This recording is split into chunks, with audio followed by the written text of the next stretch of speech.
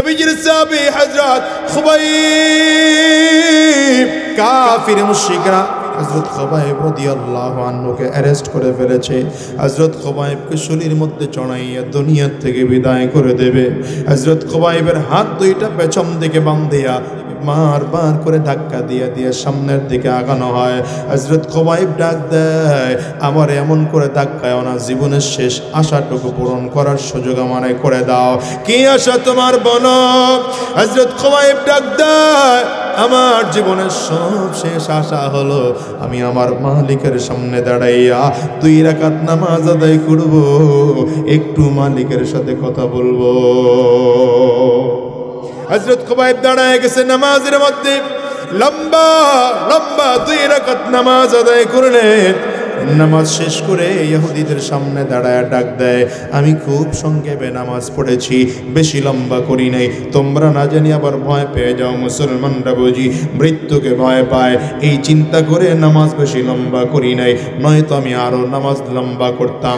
দাও আমার শুলির মধ্যে চড়ে দাও, আমি শুলির মধ্যে চড়ে যাই। শুলির মধ্যে চড়ায় দিবা, তারপর কালিমা ছাড়বো না, ঈমান ছাড়বো না। আরে মুসলমান, এবার শুলির মধ্যে চড়ায় দেওয়া হলো। হযরত খুবাইব রাদিয়াল্লাহু আনহুকে চারিদিক থেকে বর্ষার মতো করে তীরগুলো ফিকতেছে, তীরগুলো এসে শরীরের মধ্যে ঢুকতেছে, রক্তগুলো টপ টপ টপ টপ করে শরীর বেয়ে বেয়ে পানিগুলো পড়তেছে। হযরত খুবাইব জীবনের শেষ সময় চলে আসছে, মনে হয় যেন আর দুনিয়ায় বাঁচবেন না অবস্থা। হঠাৎ করে এক বদমাশ এসে ডাক দেয়, রে খুবাইব, যদি তুমি বলো এই মুহূর্তে তোমাকে ছেড়ে দেওয়া হবে, কিন্তু শর্ত হলো তোমার বিনিময়ে মুহাম্মদুর রাসূলুল্লাহকে আনা হবে। মুহাম্মদকে আইনা শুলির মধ্যে চড়াইয়া মুহাম্মদকে দুনিয়া থেকে বিদায় করে দেওয়া হবে। যদি শর্তে রাজি থাকো তাইলে তোমার ছেড়ে দেওয়া হবে। খুবাইব রাদিয়াল্লাহু আনহু ডাক দেয়, এরে শোন রে বেটা শোন, আমার জীবনের বিনিময়ে মুহাম্মদুর রাসূলুল্লাহর জীবন নিবে তো দূরের কথা, আমি খুবাইব রাস্তায় বেঁচে থাকবো, আমার নবী মদিনার গলিতে গলিতে হাঁটবেন, আমি খুবাইব বেঁচে থাকতে নবীর শরীরের মধ্যে একটা কাঁটা ঢুকবে, আল্লাহর কসম মেনে নেব না। এটা ছিল সাহাবায়ে কেরামদের মুহাব্বত। এজন্যই তো যুদ্ধের ময়দানে ডাক দিয়েছে পয়গম্বরে আরবি আমার নবী ডাক দিয়া বললেন, কে কে যুদ্ধের ময়দানে যাইবা কাতার করে নামগুলো লেখাও। সব সাহাবীরা কাতার করে নামগুলো লেখাইতেছেন। পর্দার আড়াল থেকে একজন মহিলা এসে ডাক দেয়, পয়গম্বর, আমার এই ছোট্ট বাচ্চাটাকে আপনি যুদ্ধের ময়দানে নিয়ে যাবেন। বাচ্চাটা খুব ছোট, হাঁটতে পারে না, চলতেও পারে না, অত্যন্ত ছোট, কোলের সন্তান, দুধের বাচ্চা। আমার নবীর কাছে এসে ডাক দেয়, পয়গম্বর, আমার এই বাচ্চাটাকে আপনি যুদ্ধের ময়দানে নিয়ে যাবেন। রাহমাতুল লিল আলামিন ডাক দিয়া বলে, মা, এই ছোট্ট বাচ্চাকে নামিয়ে কি করব? আমার সাথে যুদ্ধের ময়দানে যাওয়ার জন্য একজন সুঠাম দেহের সুপুরুষ দরকার, যুবক বয়সের একজন পুরুষ দরকার। এই বাচ্চাটাকে নিয়ে আমি কি করব?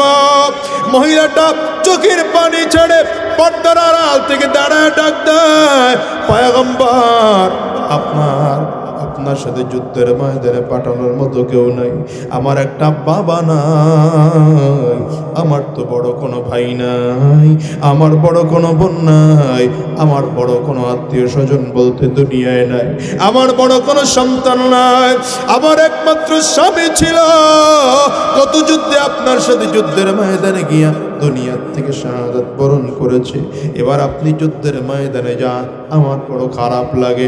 মক্কার কাফিররা যদি আপনারা লক্ষ্য করে তীর মারে, আপনি আমার বাচ্চাটাকে নিয়ে যাবেন, আমার বাচ্চাটাকে তীরের সামনে ধরবেন, বাচ্চার গায়ে তীর লাগবে, নবী আমার, আপনার গায়ে যেন তীর না লাগে। এটা নবীর মুহাব্বত, এটাকে বলে আশিকে রাসূল।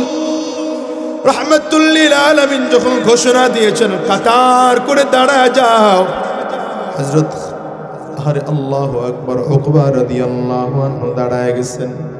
হযরত উকবার একটা ছোট বাচ্চা ছিল, নাম ছিল তার বশির, বয়স মাত্র 7-8 বছর।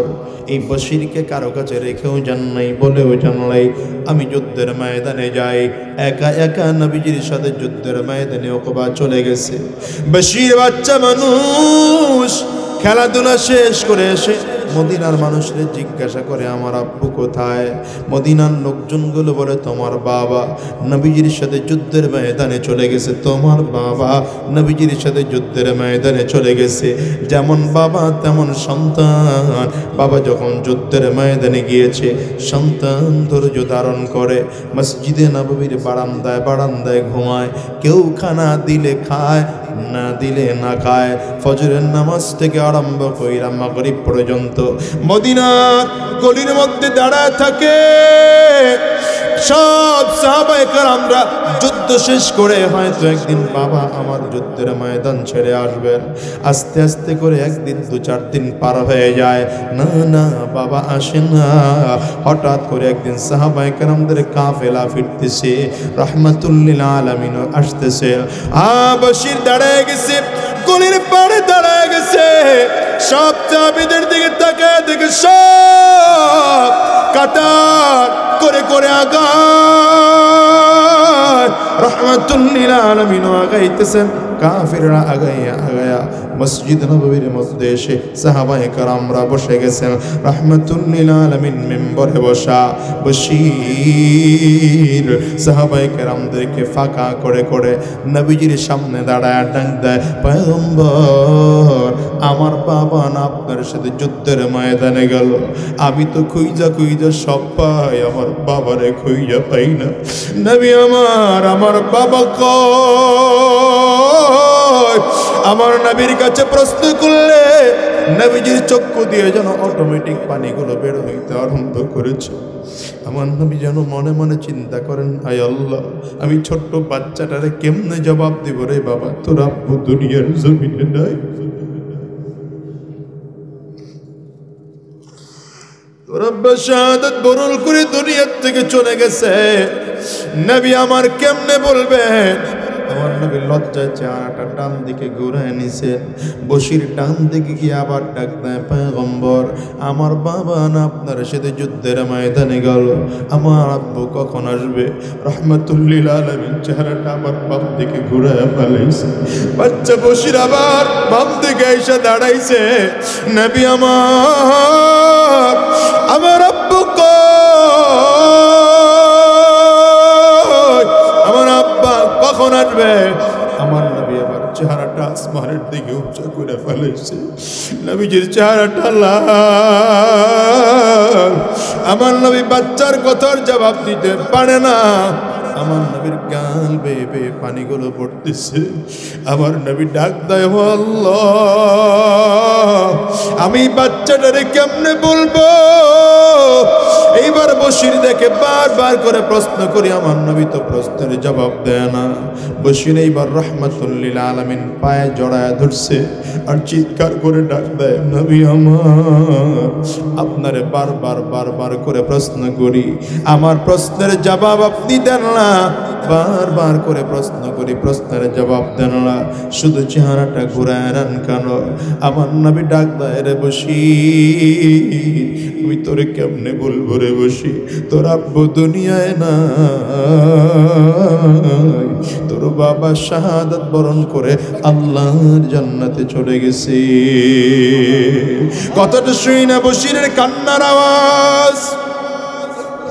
জোরে জোরে চিল্লা চিল্লা কাঁদে আর ডাক দেয়, পয়গম্বর আমার বাবা এটা কেমন কাজ আমার সাথে করলো? আমার বড় কোনো ভাই নাই, আমার বড় কোনো বোন নাই, আমার আত্মীয় স্বজন দুনিয়ায় বলতে কেউ নাই। ওগো নবী আমার মাও নাই, একমাত্র আমার বাবাই দুনিয়ায় বেঁচে ছিল। আমি আমার বাবার হাতটা ধরে ধরে আপনার দরবারে আসতাম, আসর মাগরিব এশা শেষ কইরা বাসায় যাইতাম, আব্বুর কোলে মাথা রেখে আমি ঘুমাইতাম। নবী পশ্চিম আকাশের দিকে তাকায় দেখেন সূর্য ডুবে যায়, কার কোলে আমি মাথা রেখে ঘুমাইব? বশির কান্না করে আর ডাক দেয়, নবী আমার আমি কার কোলে মাথা নাইকা ঘুমাইব? কে আমার গোসল করায় দিবে? কে আমার খাওয়াইয়া দিবে? কে আমার কাপড় চোপড় পড়াইয়া দিবে? আরে আমার নবীর চেয়ে এর চেয়ে বেশি দুঃখী তো আর দুনিয়ায় কেউ নাই। বশির যতটা দুঃখী তার চেয়ে অনেক গুণ বেশি দুঃখী আমার নবী। কারণ যাকে আমার আল্লাহ রাহমাতুল লিল আলামিন বানাইয়া পাঠাইছে, সেই নবী জন্মের আগে বাবা হারাইয়া পালাইছে। সেই নবী জন্মের 6 বছরের মাথায় নিজের মাকে পর্যন্ত হারাইয়া ফালাইছেন রে মুসলমান। আমার নবীর যখন বয়স 6 বছর, মাঝে মাঝে মাঠে ময়দানে খেলতে যাইতেন। রাস্তার কিনারায় দাঁড়ায় দাঁড়ায় রাহমাতুল লিল আলামিন শিশু নবী কান্না করতেন। নবীজির মা ডাক দেয়, রে বাবা কেন কাঁদো? আমার নবী ডেকে বলে, মা আমার খেলার যত সাথী ভাইরা আছে চড়ে খেলতে আসে, খেলা শেষ হয়ে গেলে আবার বাবার কোলে চড়ে বাড়িতে যায়। আমার তো কেউ কোনোদিন মোহাম্মদ নাম করে ডাক দেয় না, আমার কেউ কোনোদিন কোলের মধ্যে নাই নাই। মা আমার কি বাবা না? মা ডেকে বলে, অবশ্যই তোর বাবা ছিল, তোর বাবা দুনিয়ার জমিনে নাই রে বাজার, তোর বাবা দুনিয়ার থেকে বিদায় নিয়ে চলে গেছে। আমার নবী কয়, আম্মু আমার আব্বুর কবরটা একটু জিয়ারত করতে মনে চায়। রাহমাতুল লিল আলামিনকে নিয়ে নবীজির মা রওনা করেছেন বাবার কবরটা জিয়ারত করার জন্য। সাথে একজন দাসী নিয়েছেন। ফেরার পথে মালিকের কুদরত বোঝা বড় দায়। আসার পথে আমার নবীর মায়ের শরীরে প্রচন্ড জ্বর। জ্বরের কারণে আমার নবীর মা হাঁটতে পারেন না, চলতে পারেন না, কথা বলতে পারেন না। নবীজির মা আবুয়া নামক জায়গায় এসে দুনিয়ার থেকে বিদায় হয়ে যায়। আমার নবী মায়ের দিকে তাকায় চোখের পানি ছেড়ে কান্দে আর ডাক দিয়া বলে, মাগো আজকে সব আছে, আমার বাবাও নাই, তুমিও কি আজকে নাই? এর দুনিয়ার মুসলমান একা একা দাসীর সাথে করে মক্কার দিকে ফিরতেছে।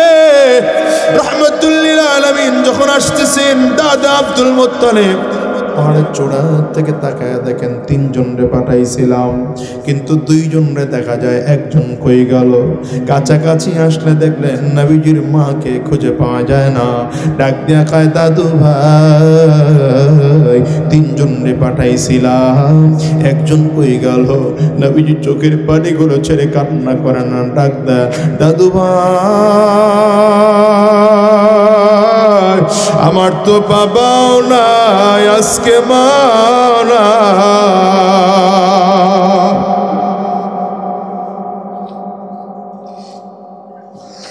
এই দুনিয়ার মুসলমান একজন সন্তান মাত্র 5 বছর 6 বছর বয়সে মা হারানো কতটা ব্যথা। এই মজলিসে যার বাবা আছে, যার মা আছে, সে কোনোদিন বুঝবেন না। যার মা নাই, যার বাবা নাই, তাকে জিজ্ঞাসা করেন তার কত ব্যথা, তার কত কষ্ট। এর দুনিয়ার মুসলমান আমি তো প্রায় বলি, আজকেও তোমাদেরকে বইলা যায়, আজকের এই মজলিসটার মধ্যে তাকায় তাকায় দেখো কোন মানুষটার বাবা নাই, কোন মানুষটার মা নাই। মানুষটার চেহারার দিকে তাকায় দেখবা চেহারা মলিন হয়ে গেছে, চক্ষু 2টা লাল হয়ে গেছে, কারো চোখের কোটায় পানি জমে গেছে। আমার ঘরেও তো আমার মা নাই, মা দুনিয়ার থেকে বিদায় হয়ে চলে গেছে। আজকে 16টা বছর হয়ে গেল মা হারা ফেলেছি। আমি তো প্রায় বলি, যুবক আজকের এই মাহফিলটা তো বলে যাই, এই মাহফিলের মোনাজাত করে দিলে বাসায় যাইবা, হয়তো দরজার মধ্যে টোকা দিবা, তোমার মা দরজা খুলবে, আমি আজাদের ঘরে আমার মা না।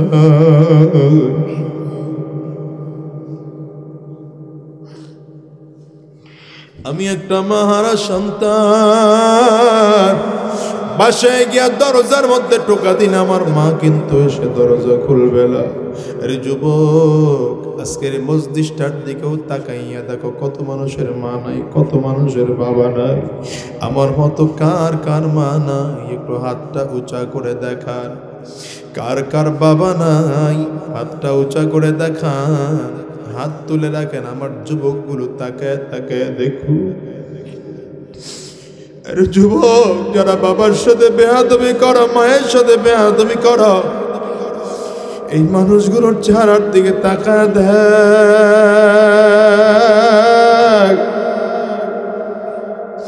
এতগুলো মানুষ হাত উঁচু করেছে, এদের কারো বাবা না, কারো ঘর মা নাই, আবার কারো আব্বা আম্মা কেউ না।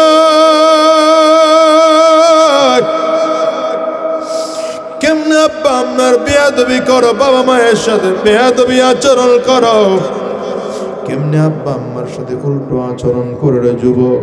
আমি কেমনে তোমাদেরকে বুঝাবো জানি না, সাবধান করে বলে যাই, বাবা আর মায়ের সাথে বেয়াদবি আচরণ কইরো না।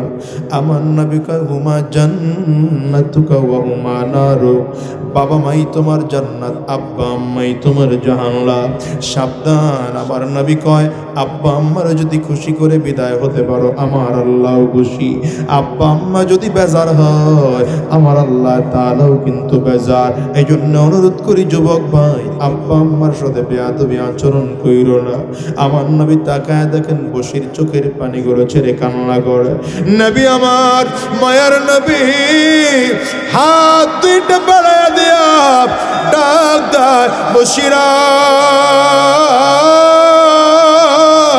আমি তোর বাবাকে জান্নাত থেকে ফিরাইয়া আইনা দিতে পারবো না, তবে আমি নবী যতদিন জমিনে থাকবো, বাকি জিন্দেগির জন্য আমি নবী তোর বাবা হয়ে গেলাম।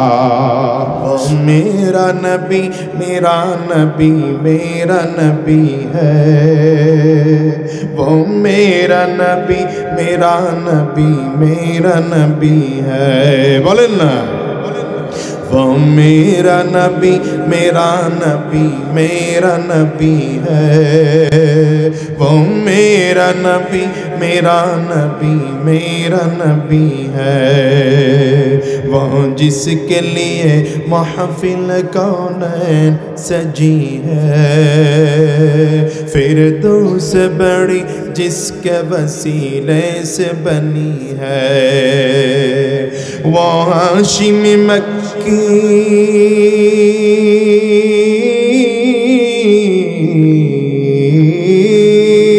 वो हाशिमी मक्की मदनी युल अरबी है, वो मेरा नबी मेरा नबी मेरा नबी है, वो मेरा नबी मेरा नबी मेरा नबी है। कष्ट है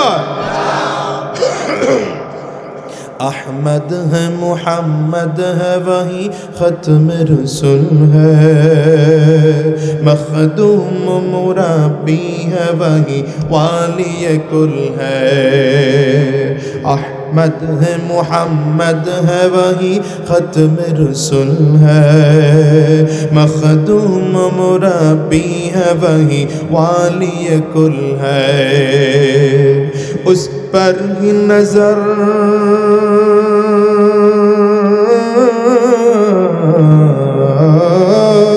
उस पर ही नजर सारे ज़माने की लगी है, वो मेरा नबी मेरा नबी मेरा नबी है, वो मेरा नबी मेरा नबी मेरा नबी है। अल्लाहु अकबर बोलना। अल्लाह का फरमान अलम नशरह लक सदरक मंसूब है जी से वरफ़अना लक ज़िक्रक। अल्लाह का फरमान अलम नशरह लक सदरक मंसूब है जी से वरफ़अना लक ज़िक्रक। जिस ज़ात का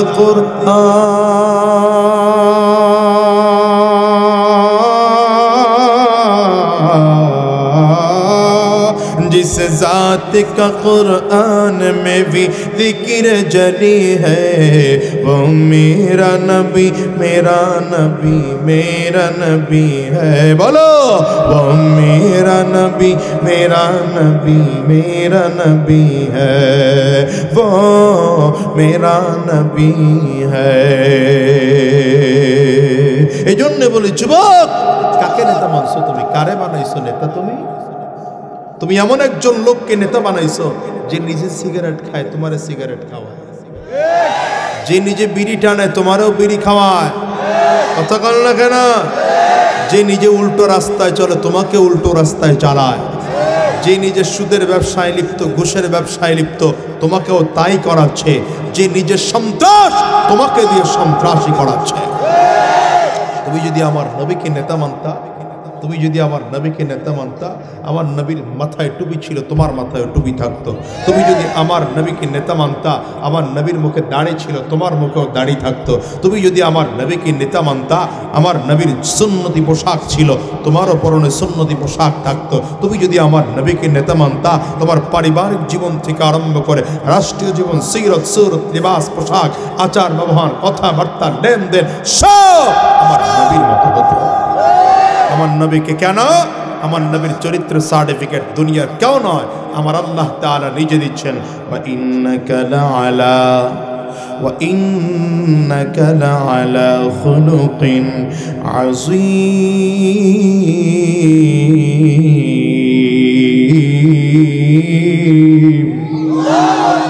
পয়গম্বর আপনাকে মহান চরিত্রের অধিকারী দিয়ে দুনিয়া প্রেরণ করা হয়েছে। এরে দুনিয়ার মুসলমান, সব সময় মনে রাখবেন, যাকে দিয়ে তাম পৃথিবীটা চমৎকার বানানো হবে, তিনি যদি চরিত্রবান না হন, তাহলে কোনোদিন দুনিয়া সুন্দর হবে না। এই জন্য আমার আল্লাহ তাআলা পয়গম্বরে আরবিকে সবচেয়ে চরিত্রবান বানাইয়া দুনিয়ার জমিনে পাঠাইলেন। যাও কোন দিক থেকে আমার নবীকে আদর্শবান হিসেবে দেখতে চাও, যেই দিক থেকে আমার নবীর আদর্শবান দেখতে চাও, সেই দিক থেকেই আমার নবীকে আদর্শবান পাইবা। দুনিয়ার মুসলমান, এই জন্য সাহাবায়ে কেরাম আমার নবীর জন্য জীবন দিতেও তৈয়ার ছিল, ঠিক কিনা বলুন? নবীজির আদর্শে পাগল লোকটা, ইহুদি লোকটা হাতটা বারবার করে মড়াইতেছেন আমার নবী, আর বলতেছেন, চাচা বলেছেন, আপনি বুঝি ব্যথা পেয়েছেন? ইহুদি লোকটা আশ্চর্য হয়ে গেছে। আমি মুহাম্মদরে থাপ্পড় দিলাম, ক্ষমতা তার আছে, তারপরেও আমাকে প্রতিবাদ করলো না, বরঞ্চ মুহাম্মদ আমার দিকে নরম সরে সরে ডাক দিয়ে বলল, চাচা ব্যথা পেয়েছেন। একদিকে আমার নবীর মুজিজা দেখেছে, দ্বিতীয় দিকে উত্তম আচরণ দেখেছে। ইহুদি লোকটা দেরি করে নাই, রাহমাতুল লিল আলামিনের পায়ের মধ্যে জড়ায় ধরে ডাক দেয়, পয়গম্বর আর দেরি করা যাবে না, কালিমা পড়ায় দেন, মুসলমান হয়ে যাব। আমার নবীর আদর্শ দেখে মক্কার বড় বড় নেতাগুলো সব কালিমা পড়ে মুসলমান হয়ে যায়। ইহুদিগুলো কালিমা পড়ে মুসলমান হয়ে যায়, মক্কার বড় বড় নেতাগুলো কালিমা পড়ে মুসলমান হয়ে যায়। আবার সমাজে এমন লোক আছে যারা আমার নবীর আচরণ দেখে আবার সমালোচনাও করে। আল্লাহ বলেন, ওরা সমালোচনা না করলে কিছু আর যায় আর আসে না। আমি আল্লাহ আপনার কাছে আছি, কেউ যদি আপনাকে পাগল বলে কিছু যায় আর আসে না, কেউ যদি আপনাকে কবি বলে তাতে কিছু যায় আর আসে না, কেউ যদি আপনাকে কেউ যদি জাদুকর বলে তাতে আপনার কোনো বাধা নাই। বর্তমান যুগেও দেখবেন আমাদেরকেও একদল লোক গালি দেয়, হুজুর করে রাজাকার বইলা, উগ্রবাদ বইলা, আল বদর বলে, আল কায়দা বলে। হুজুরদেরকে গালি দাও, কোনো অসুবিধা নাই, যত গালি দিবা আল্লাহ তত সম্মান বাড়াইয়া দিবে। কথা কয় না কেন? গালি যত দিবা সম্মান আল্লাহ তত বাড়াইয়া দিবে। দেখেন না আল্লাহ কত সম্মান বাড়াইয়া দিছেন। আপনি এত গালি দেন, কোনোদিন তো জুমার দিনে হুজুরের আগে গিয়া ইমামতি করার সাহস হয় না, ইমামতি তো হুজুরেই করে। গালি দিয়ে আপনি লাভটা কি করছেন? বরঞ্চ আপনি আগেও ভিক্ষা করে খাইতেন, এখনো ভিক্ষা করে খান, গালি দিয়ে আরো ক্ষতি হয়েছে, লাভ হয় না। আমরা যদি দেখতাম গালি দিলে আপনি কোটি কোটি টাকার মালিক হয়ে গেছেন, তাইলে চিন্তা করতাম, যাক বেচারা আমারে গালি দিয়ে আজকে কোটিপতি হয়ে গেছে। কইতাও তো বললেন না, কথা কয় না কেন? আরেক দল লোক আমার আছে, কয় হুজুররা রাজনীতি করবে কেন? হুজুররা রাজনীতি করবে না তো করবে চোরেরা, ডাকাতরা করবে না কে মিয়া? আমি যখন নির্বাচনে প্রথম দাঁড়াইছি, আমার এক চাচা কয়, মিয়া তোমার মতো একটা ভালো মানুষের যে নির্বাচনে দাঁড় করাইছে তার লাগে 2 রাকাত নামাজ পড়ে বদ্ধ করুন। তাহলে এরকম চাচা বাপ, চাচা তো বাপের সমতুল্য, ঠিক না? চাচা তো বাপের মর্যাদা পায়। আমি কিছু বলতেও পারছি না, চাচা মানুষ, মুরব্বী মানুষ। চাচা আমার লাগে দোয়া তো করুন। হ্যাঁ বাজান, আমার লাগে দোয়া আছে, তবে এটা দাঁড়ানো ঠিক হয় নাই। অবশেষে আপনাদের দোয়ায় আল্লাহ তাআলা বিজয় দিলেন।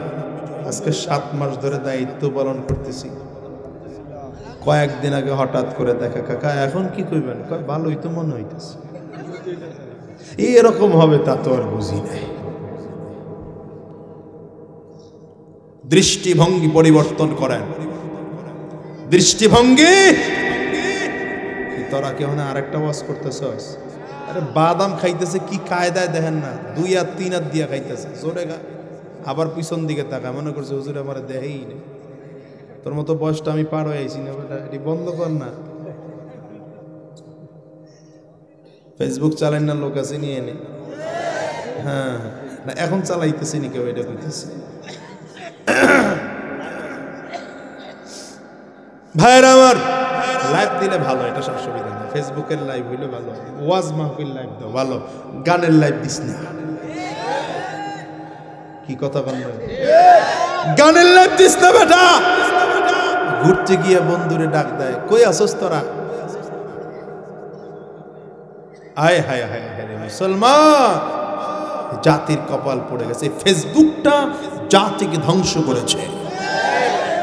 তবে যুবকদেরকে বলে যাই, যুবক ফেসবুক চালাও, অসুবিধা নাই, তবে এই ফেসবুকটা চালায়ও জান্নাত পাইতে পারো। বলে হুজুর কেমনে? ফেসবুকটা চালাইবা যখন কোরআনের আয়াত শেয়ার করবা, হামদ নাআত শেয়ার করবা, ইসলামের সঙ্গীত শেয়ার করবা, ভালো একটা কথা পেয়েছো, উপদেশমূলক কথা, ওটাকে শেয়ার করো।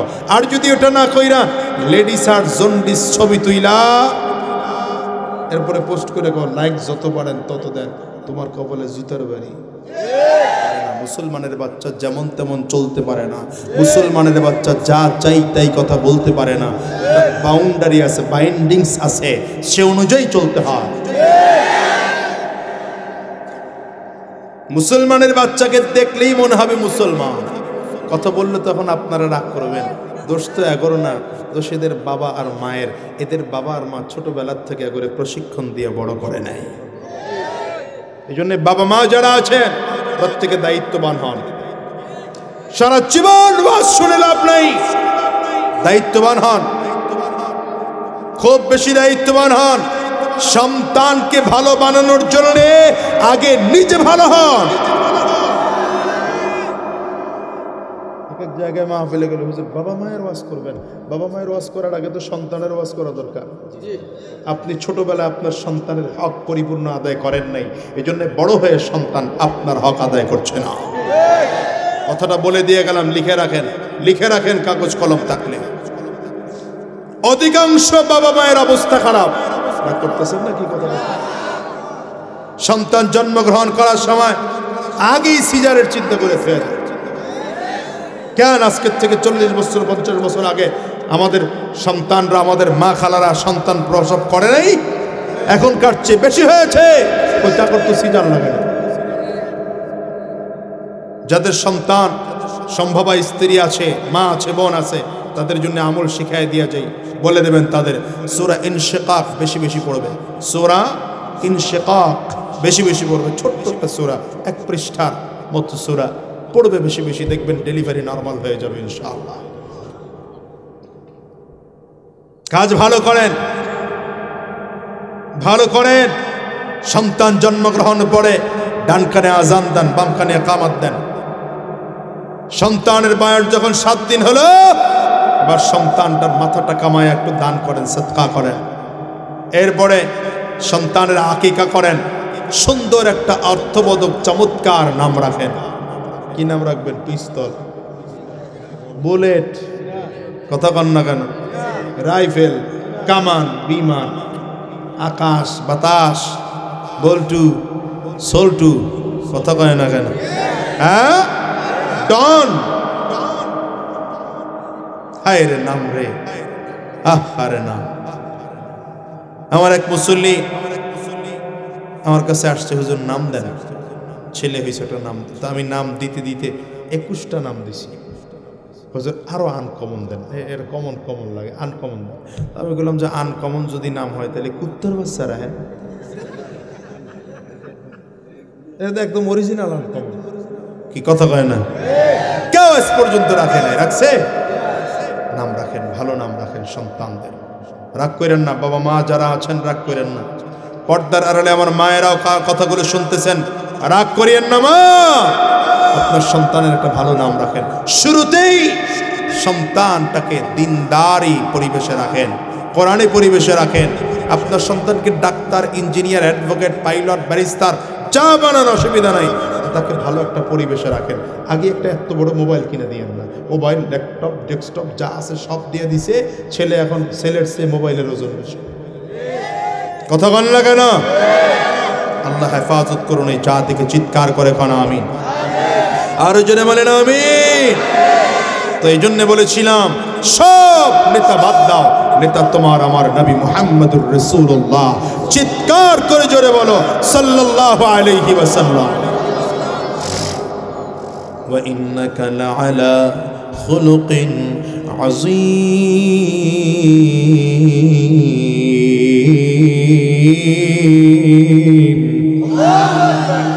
রব্বে কারীম ডেকে বলেন, আমি আমার পয়গম্বরকে মহান চরিত্র দিয়ে দুনিয়া প্রেরণ করেছি। আমার দুনিয়ার মুসলমান ভাইরা, রাহমাতুল লিল আলামিনের চরিত্র এত চমৎকার। আমার নবীর আদর্শ দেখে, আমার নবীর চরিত্র দেখে, আমার নবীর সিরাত থেকে কাফির মুশরিকরা কালিমা পড়ে মুসলমান হয়ে যাইত। শুধু তাই নয়, আমার নবীর সাহাবায়ে কেরাম যারা ছিল, এরা আমার নবীর এত আশিক আর এত পাগল ছিল, জীবন চলে যাবে আমার নবীর উপর থেকে ঈমান ছাড়তে রাজি না। আল্লাহু আকবার, চিল্লায়া বলো। মুসলমান ভাইরা আমার, নবীজির সাহাবী হযরত খুবাইব, কাফির মুশরিকরা হযরত খুবাইব রাদিয়াল্লাহু আনহুকে অ্যারেস্ট করে ফেলেছে। হযরত খুবাইবকে শুলির মধ্যে চড়াইয়া দুনিয়া থেকে বিদায় করে দেবে। হযরত খুবাইবের হাত দুইটা পেছন দিকে বাঁধিয়া বারবার করে ধাক্কা দিয়ে দিয়ে সামনের দিকে আগানো হয়। হযরত খুবাইব ডাক দেয়, আমার এমন করে ধাক্কায় না, জীবনের শেষ আশাটুকু পূরণ করার সুযোগ আমারে করে দাও। কি আশা তোমার বলো? হযরত খুবাইব ডাক দেয়, আমার জীবনের সব শেষ আশা হলো আমি আমার মালিকের সামনে দাঁড়াইয়া 2 রাকাত নামাজ আদায় করব, একটু মালিকের সাথে কথা বলবো। হযরত খুবাইব দাঁড়ায় গেছে নামাজের মধ্যে, লম্বা লম্বা 2 রাকাত নামাজ আদায় করলেন। নামাজ শেষ করে ইহুদিদের সামনে দাঁড়ায় ডাক দেয়, আমি খুব সংক্ষেপে নামাজ পড়েছি, বেশি লম্বা করি নাই, তোমরা না জানি আবার ভয় পেয়ে যাও। মুসলমানরা বুঝি মৃত্যুকে ভয় পায়, এই চিন্তা করে নামাজ বেশি লম্বা করি নাই, নয়তো আমি আরো নামাজ লম্বা করতাম। দাও আমার শুলির মধ্যে চড়ে দাও, আমি শুলির মধ্যে চড়ে যাই। শুলির মধ্যে চড়ায় দিবা, তারপর কালিমা ছাড়বো না, ঈমান ছাড়বো না। আরে মুসলমান, এবার শুলির মধ্যে চড়ায় দেওয়া হলো। হযরত খুবাইব রাদিয়াল্লাহু আনহুকে চারিদিক থেকে বর্ষার মতো করে তীরগুলো ফিকতেছে, তীরগুলো এসে শরীরের মধ্যে ঢুকতেছে, রক্তগুলো টপ টপ টপ টপ করে শরীর বেয়ে বেয়ে পানিগুলো পড়তেছে। হযরত খুবাইব জীবনের শেষ সময় চলে আসছে, মনে হয় যেন আর দুনিয়ায় বাঁচবেন না বাঁচবেন না অবস্থা। হঠাৎ করে এক বদমাশ এসে ডাক দেয়, রে খুবাইব, যদি তুমি বলো এই মুহূর্তে তোমাকে ছেড়ে দেওয়া হবে, কিন্তু শর্ত হলো তোমার বিনিময়ে মুহাম্মদুর রাসূলুল্লাহকে আনা হবে। মুহাম্মদকে আইনা শুলির মধ্যে চড়াইয়া মুহাম্মদকে দুনিয়ার থেকে বিদায় করে দেওয়া হবে। যদি শর্তে রাজি থাকো তাইলে তোমার ছেড়ে দেওয়া হবে। খুবাইব রাদিয়াল্লাহু আনহু ডাক দেয়, এরে শোন রে বেটা শোন, আমার জীবনের বিনিময়ে মুহাম্মদুর রাসূলুল্লাহর জীবন নিবি তো দূরের কথা, আমি খুবাইব রাস্তায় বেঁচে থাকবো, আমার নবী মদিনার গলিতে গলিতে হাঁটবেন, আমি খুবাইব বেঁচে থাকতে নবীর শরীরের মধ্যে একটা কাঁটা ঢুকবে, আল্লাহর কসম মেনে নেব না। এটা ছিল সাহাবায়ে কেরামদের মুহাব্বত। এজন্যই তো যুদ্ধের ময়দানে ডাক দিয়েছে পয়গম্বরে আরবি আমার নবী ডাক দিয়া বললেন, কে কে যুদ্ধের ময়দানে যাইবা কাতার করে নামগুলো লেখাও। সব সাহাবীরা কাতার করে নামগুলো লেখাইতেছেন। পর্দার আড়াল থেকে একজন মহিলা এসে ডাক দেয়, পয়গম্বর আমার এই ছোট্ট বাচ্চাটাকে আপনি যুদ্ধের ময়দানে নিয়ে যাবেন। বাচ্চাটা খুব ছোট, হাঁটতে পারে না, চলতেও পারে না, অত্যন্ত ছোট, কোলের সন্তান, দুধের বাচ্চা। আমার নবীর কাছে এসে ডাক দেয়, পয়গম্বর আমার এই বাচ্চাটাকে আপনি যুদ্ধের ময়দানে নিয়ে যাবেন। রাহমাতুল লিল আলামিন ডাক দিয়া বলে, মা এই ছোট্ট বাচ্চাকে নামিয়ে কি করব? আমার সাথে যুদ্ধের ময়দানে যাওয়ার জন্য একজন সুঠাম দেহের সুপুরুষ দরকার, যুবক বয়সের একজন পুরুষ দরকার। এই বাচ্চাটাকে নিয়ে আমি কি করব? মহিলাটা চোখের পানি ছেড়ে পর্দার আড়াল থেকে দাঁড়ায় ডাক দেয়, পয়গম্বর আপনার সাথে যুদ্ধের ময়দানে পাঠানোর মতো কেউ নাই। আমার একটা বাবা নাই, আমার তো বড় কোনো ভাই নাই, আমার বড় কোনো বোন নাই, আমার বড় কোনো আত্মীয় স্বজন বলতে দুনিয়ায় নাই, আমার বড় কোনো সন্তান নাই। আমার একমাত্র স্বামী ছিল, কত যুদ্ধে আপনার সাথে যুদ্ধের ময়দানে গিয়া দুনিয়ার থেকে শাহাদাত বরণ করেছে। এবার আপনি যুদ্ধের ময়দানে যান, আমার বড় খারাপ লাগে। মক্কার কাফিররা যদি আপনারা লক্ষ্য করে তীর মারে, আপনি আমার বাচ্চাটাকে নিয়ে যাবেন, আমার বাচ্চাটাকে তীরের সামনে ধরবে, বাচ্চার গায়ে তীর লাগবে। নবী আমার আপনার গায়ে যেন তীর না লাগে। এটা নবীর মুহাব্বত, এটাকে বলে আশিকের রাসূল। রাহমাতুল লিল আলামিন যখন ঘোষণা দিয়েছেন কাতার করে দাঁড়ায় যাও, হযরত আল্লাহু আকবার উকবা রাদিয়াল্লাহু আনহু দাঁড়ায় গেছেন। হযরত উকবার একটা ছোট বাচ্চা ছিল, নাম ছিল তার বশির, বয়স মাত্র 7-8 বছর। এই বশিরকে কারো কাছে রেখেও যান নাই, বলেও যান নাই আমি যুদ্ধের ময়দানে যাই। একা একা নবীজির সাথে যুদ্ধের ময়দানে উকবা চলে গেছে। বশির বাচ্চা মানুষ, খেলাধুলা শেষ করে এসে মদিনার মানুষদের জিজ্ঞাসা করে আমার আব্বু কোথায়? মদিনার লোকজনগুলো বলে তোমার বাবা নবীজির সাথে যুদ্ধের ময়দানে চলে গেছে, তোমার বাবা নবীজির সাথে যুদ্ধের ময়দানে চলে গেছে। যেমন বাবা তেমন সন্তান। বাবা যখন যুদ্ধের ময়দানে গিয়েছে, সন্তান ধৈর্য ধারণ করে মসজিদে নববীর বারান্দায় বারান্দায় ঘুমায়। কেউ খানা দিলে খায়, না দিলে না খায়। ফজরের নামাজ থেকে আরম্ভ কইরা মাগরিব পর্যন্ত মদিনার গলির মধ্যে দাঁড়ায় থাকে। সব সাহাবায়ে কেরামরা যুদ্ধ শেষ করে হয়তো একদিন বাবা আমার যুদ্ধের ময়দান ছেড়ে আসবেন। আস্তে আস্তে করে একদিন 2-4 দিন পার হয়ে যায়, না না বাবা আসেন না। হঠাৎ করে একদিন সাহাবায়ে কেরামদের কাফেলা ফিরতেছে, রাহমাতুল লিল আলামিন আসতেছে। বশির দাঁড়ায় গেছে, গলির পাড়ে দাঁড়ায় গেছে। সব সাহাবীদের দিকে তাকায় দেখে সব কাতার করে করে আগায়। রাহমাতুল লিল আলামিন আগাইতেছেন, কাফিররা আগাইয়া আগাইয়া মসজিদ নববীর মধ্যে এসে সাহাবায়ে কেরামরা বসে গেছেন। রাহমাতুল লিল আলামিন মিম্বরে বসা। বশির সাহাবায়ে কেরামদেরকে ফাঁকা করে করে নবীজির সামনে দাঁড়ায় ডাক দেয়, পয়গম্বর আমার বাবা না আপনার সাথে যুদ্ধের ময়দানে গেল। আমি তো খুঁজা খুঁজা সব পাই, আমার বাবারে খুঁজা পাই না। নবী আমার বাবা কই? আমার নবীর কাছে প্রশ্ন করলে নবীজির চক্ষু দিয়ে যেন অটোমেটিক পানিগুলো বের হইতে আরম্ভ করেছে। আমার নবী যেন মনে মনে চিন্তা করেন, আয় আল্লাহ আমি ছোট্ট বাচ্চাটারে কেমনে জবাব দিব রে বাবা, তোর আব্বু দুনিয়ার জমিনে নাই, তোর আব্বা শাহাদাত বরণ করে দুনিয়ার থেকে চলে গেছে। নবী আমার কেমনে বলবেন? আমার নবী লজ্জায় চেহারাটা ডান দিকে ঘুরায় নিছেন। বসির ডান দিকে গিয়ে আবার ডাক দেয়, পয়গম্বর আমার বাবা না আপনার সাথে যুদ্ধের ময়দানে গেল, আমার আব্বু কখন আসবে? রহমাতুল লিল আলামিন চেহারাটা আবার বাম দিকে ঘুরায় ফেলেছে। বাচ্চা বসির আবার বাম দিকে এসে দাঁড়াইছে। নবী আমার আব্বু কই, আমার আব্বা কখন আসবে? আমার নবী আবার চেহারাটা আসমানের দিকে উঁচা করে ফেলেছে। নবীজির চেহারাটা লাল। আমার নবী বাচ্চার কথার জবাব দিতে পারে না। আমার নবীর গাল বেয়ে বেয়ে পানিগুলো পড়তেছে।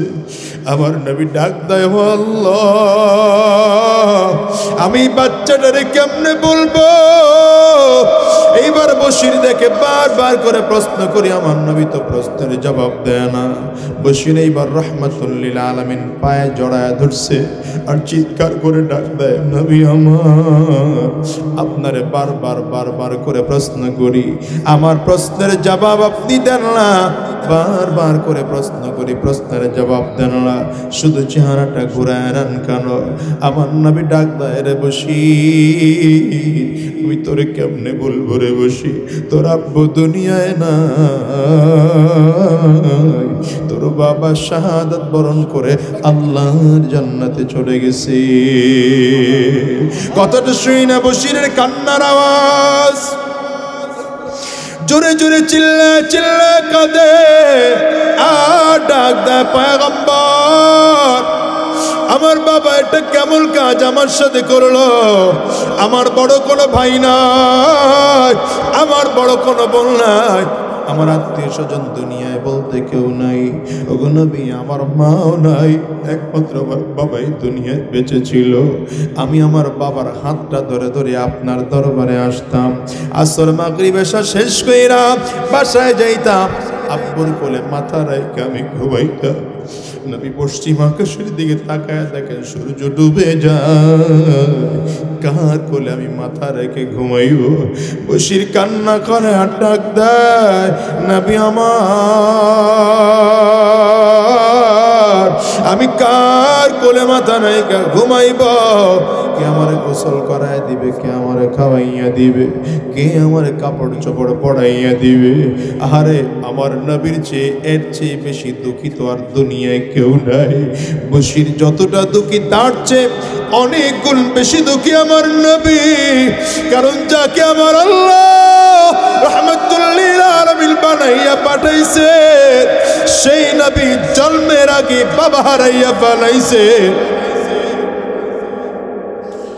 সেই নবী জন্মের 6 বছরের মাথায় নিজের মাকে পর্যন্ত হারাইয়া ফেলাইছেন রে মুসলমান।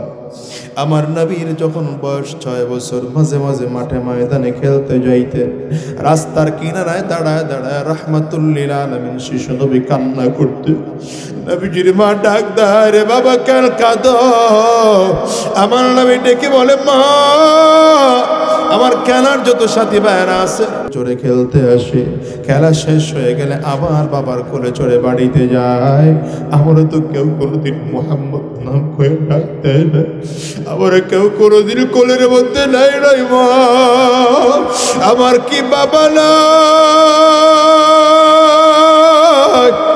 মা ডেকে বলে, অবশ্যই তোর বাবা ছিল, তোর বাবা দুনিয়ার জমিনে নাই রে বাজার, তোর বাবা দুনিয়ার থেকে বিদায় নিয়ে চলে গেছে। আমার নবী কয়, আম্মু আমার আব্বুর কবরটা একটু জিয়ারত করতে মনে চায়। রহমাতুল লিল আলামিনকে নিয়ে নবীজির মা রওনা করেছেন বাবার কবরটা জিয়ারত করার জন্য। সাথে একজন দাসী নিয়েছেন। ফেরার পথে মালিকের কুদরত বোঝা বড় দায়। আসার পথে আমার নবীর মায়ের শরীরে প্রচন্ড জ্বর, জ্বরের কারণে আমার নবীর মা হাঁটতে পারেন না, চলতে পারেন না, কথা বলতে পারেন না। নবীজির মা আবুয়া নামক জায়গায় এসে দুনিয়ার থেকে বিদায় হয়ে যায়। আমার নবী মায়ের দিকে তাকায় চোখের পানি ছেড়ে কান্দে আর ডাক দিয়া বলে, মা গো আজকে সব আছে, আমার বাবাও নাই, তুমিও কি আজকে নাই? দুনিয়ার মুসলমান একা একা মক্কাবাসীর সাথে করে মক্কার দিকে ফিরতেছে। রাহমাতুল লিল আলামিন যখন আসতেছেন, দাদা আব্দুল মুত্তালিব পাহাড়ের চূড়া থেকে তাকায় দেখেন 3 জনরে পাঠাইছিলাম, কিন্তু 2 জনরে দেখা যায়, একজন কই গেল। কাছাকাছি আসলে দেখলেন নবীজির মাকে খুঁজে পাওয়া যায় না। ডাক দিয়া কয়, দাদু ভাই 3 জনরে পাঠাইছিলাম, একজন কই গেল? নবীজির চোখের পানিগুলো ছেড়ে কান্না করে না, ডাক দেয়, দাদু ভাই আমার তো বাবাও নাই, আজকে মা নাই।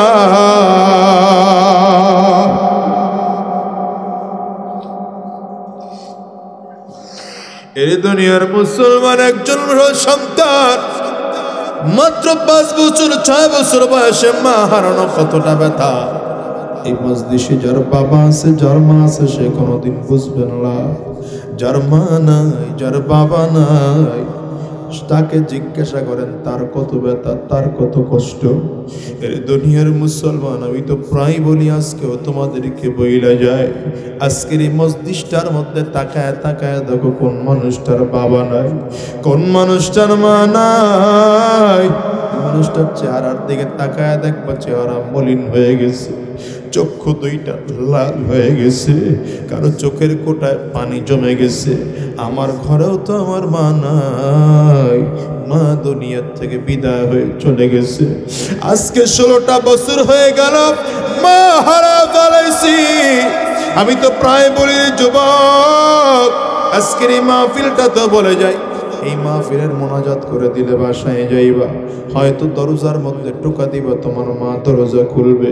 আমি আজাদের ঘরে আমার মা নাই।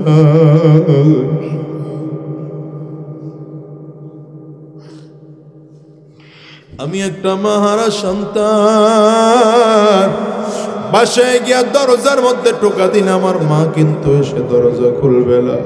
আরে যুবক, আজকের মসজিদটার দিকেও তাকাইয়া দেখো কত মানুষের মা নাই, কত মানুষের বাবা নাই।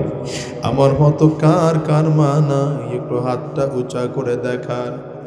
কার কার বাবা নাই, হাতটা উঁচা করে দেখান। হাত তুলে রাখেন, আমার যুবকগুলো তাকায় তাকায় দেখুন। আরে যুবক, যারা বাবার সাথে বেয়াদবি করো, মায়ের সাথে বেয়াদবি করো, এই মানুষগুলোর চেহারার দিকে তাকায় দেখ।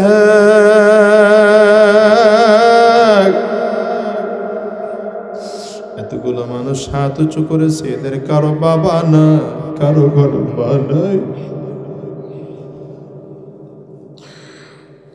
আবার কারো আব্বা আম্মা কেউ না।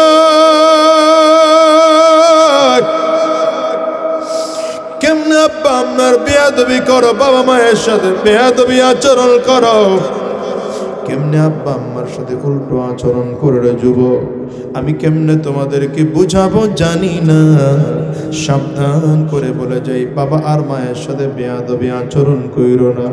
আমার নবী কয়, হুমা জান্নাতুকা ওয়া হুমা নারু। বাবা মাই তোমার জান্নাত, আব্বা আম্মাই তোমার জাহান্নাম। সাবধান, আমার নবী কয়, আব্বা আম্মার যদি খুশি করে বিদায় হতে পারো, আমার আল্লাহ খুশি। আব্বা আম্মা যদি বেজার হয়, আমার আল্লাহ তাআলাও কিন্তু বেজার। এই জন্য অনুরোধ করি যুবক ভাই, আব্বা আম্মার সাথে বেয়াদবি আচরণ কইরো না। আমার নবী তাকায় দেখেন, বসির চোখের পানিগুলো ছেড়ে কান্না করে।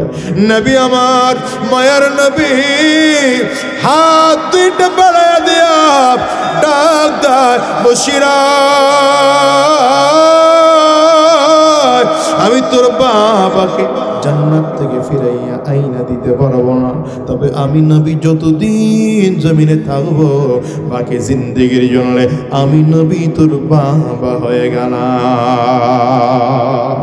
আমার মুসলমান ভাইয়েরা, এই জন্য বলে যায়, নবীজির আদর্শে আদর্শবান হও, নবীজির মোহাব্বত কলিজার মধ্যে ঢোকাও। আমার নবীর মোহাব্বত করে মাথার মধ্যে একটা টুপি লাগাও, নবীরে মোহাব্বত করে মুখের দাড়িটা লম্বা করো, আমার নবীকে মোহাব্বত করে সুন্নতি পোশাক পরো, আমার নবীরে মোহাব্বত কইরা দিনের রাস্তায় চলো, আর উল্টো রাস্তায় চইলো না। সুদের ব্যবসা করো না, ঘুষের ব্যবসা কইরো না, হারাম রাস্তায় চইলো না, আমার নবীর রাস্তায় চলো, চলো, দ্বীনের রাস্তায় চলো, কোরআনের রাস্তায় চলো, ইসলামের রাস্তায় চলো। হারাম দিকে পা বাড়াইও না রে যুবক, কারণ এই দুনিয়াটা চিরজীবনের না। আজ আসি, আগামীকালকে দুনিয়ার থেকে বিদায় হয়ে যাব। দুনিয়ার থেকে বিদায় নেওয়ার আগে আগে আমার আল্লাহর খাঁটি পেয়ারা বান্দা, নবীর পেয়ারা উম্মত হইয়া দুনিয়ার থেকে বিদায় নিতে চাই। কারা কারা রাজি? দুই হাত তুলে আমার আল্লাহরে দেখাও, চিৎকার করে ডাক দাও আল্লাহ, আরো জোরে আওয়াজ দিয়ে ডাক দাও আল্লাহ, জবান খুলে ডাক দাও আল্লাহ।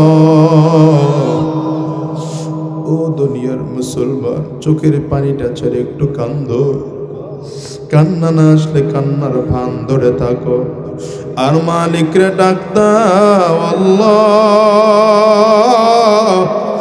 ও দয়ার মালিক,